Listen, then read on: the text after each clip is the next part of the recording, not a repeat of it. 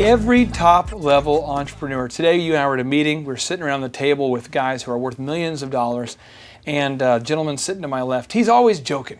And if he's not joking, he's laughing at a joke. He has a good sense of humor.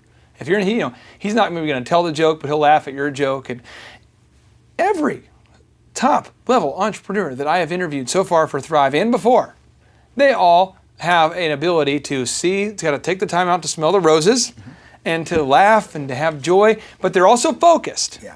Now, the people who I know who struggle, I see this a lot. There's a personality type out there where we're so driven, and if left to my own devices, I will do this, where you're so focused, you might go days without smiling, because you're just so driven. But, what drives you? Most people who are that driven, they do not have the concept that other people matter. That level of being driven, it is a self-satisfying effort.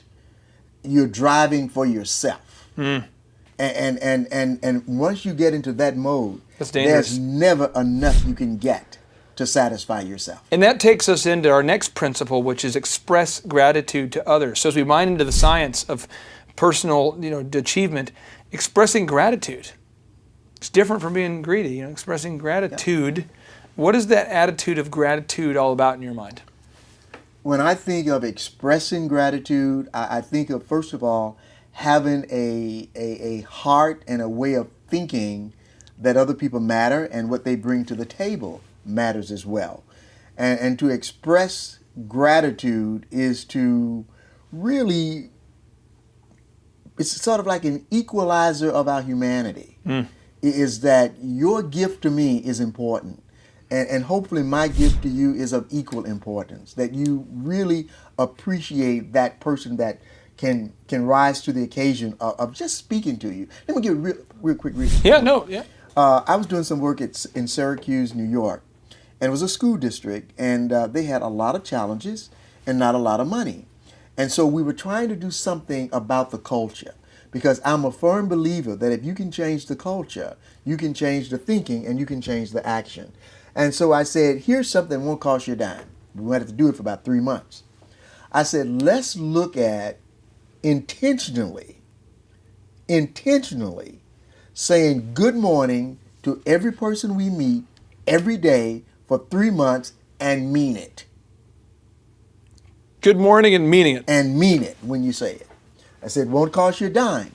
I said, but if you do it for 3 months, it will literally change the culture, because you open up, because you're good morning, and those things are not meant for you. It's a gift you give to someone else, and it is also a gift you receive from someone else. So gratitude, good morning, it places you in the position of recognizing that you are valuable, as are others. Now, this point here is concentrate on what you can do, then do it. Now, I was just an example. This is a story that it blows my mind. We have this young man named Keith. And Keith, if you're watching, this is for you, buddy. Keith is a 10-year-old kid who has severe cerebral palsy. He can only move his eyes. That is the only part of his body with which he has control. There's a technology that came out about 60 months ago that allows him to focus on a given point on the screen and then turn that point into a word. So he can focus on a certain point and then turn that point into a word, and then he hits enter with his eyes and it talks. The machine talks. Well, this guy focused on what he could do, which was control his eyes and his mind, and he asks his parents to take him to Chick-fil-A. So he's at Chick-fil-A. He goes to Chick-fil-A. Arthur Greeno, one of the Thrive mentors, comes in and says, "Can I get you a milkshake as a gift for the family?" And he responds, "No, I'm here for business." I mean, it takes a while to respond with his eyes, but he does it. So Arthur's like, "Well, what kind of business are you into?" Finds out, anyway, long story short, the kid writes a business plan. So here we are now, a full 2 years later. He has written a business plan for Keith's Ice Cold Lemonade stand.